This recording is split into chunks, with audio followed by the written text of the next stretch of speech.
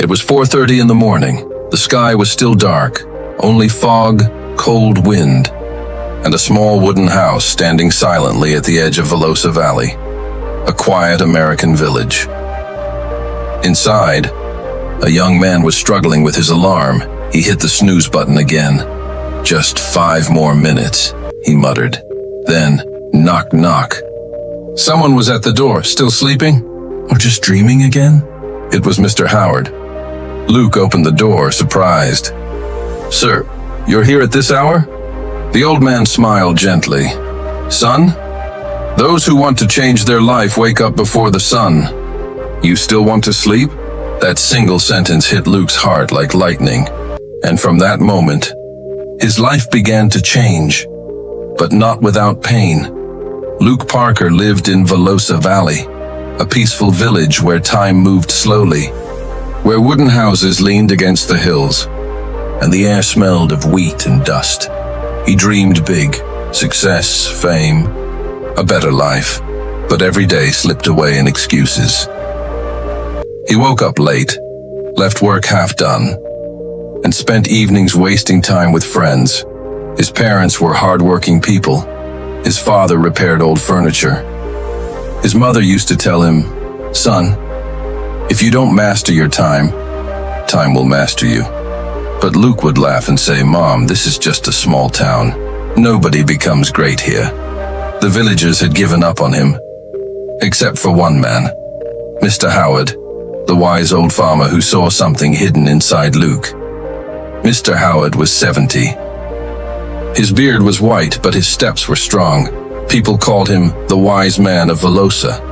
He woke up before dawn every day, worked on his small farm, and ended his evenings giving life advice to anyone who'd listen. One morning, Luke mocked him. "Mr. Howard, why do you still work this hard? You should rest at your age." The old man smiled and replied, "I don't work to survive, son. I work to stay alive. The moment you lose discipline, you stop living, even if you're still breathing."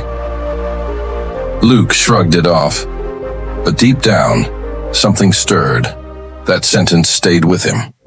Weeks passed. Then came the big day, football tryouts.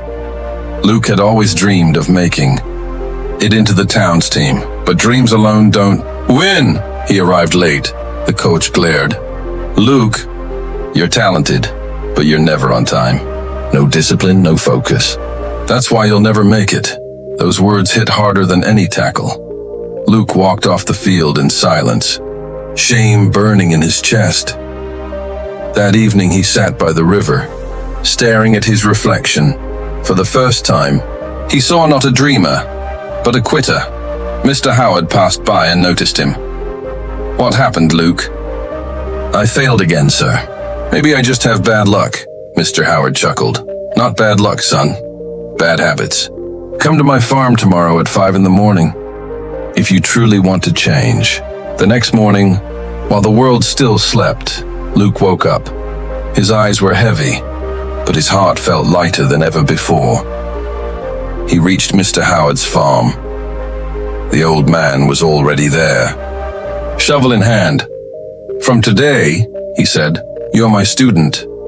Luke frowned. "Student of what?" Mr. Howard smiled. "Discipline." The lessons began. He worked in the fields, chopped wood, fed the animals, and studied at night. At first it felt impossible. His hands hurt. His legs ached. He wanted to quit. But Mr. Howard's voice echoed every time he slowed down.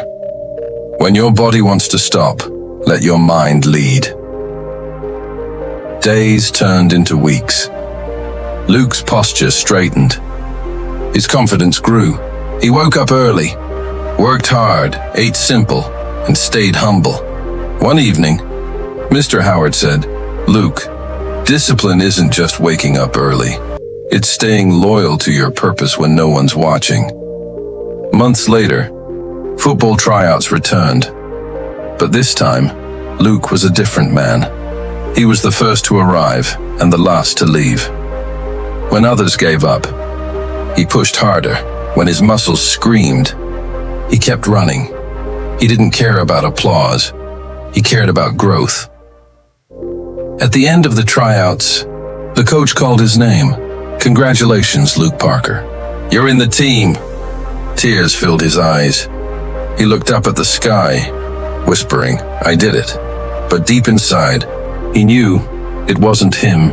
It was discipline that had done it. Years passed. Luke became not just a player, but a mentor himself. He coached young athletes, teaching them the same lesson that had changed his life. Then one morning, as he opened the newspaper, he read a short line. "Mr. Howard, beloved farmer of Velosa Valley, passed away peacefully last night." He froze. The world around him blurred. Without thinking, he drove back to Velosa Valley. There, under an old oak tree, Mr. Howard rested, calm and silent. Luke knelt beside the grave and whispered, "Sir, you once told me comfort destroys and discipline builds. You were right. Everything I am today began the day you knocked on my door." A soft wind blew through the valley. It felt like the old man was smiling again. Luke stood up, looked at the sunrise, and said softly, "Success doesn't start with luck.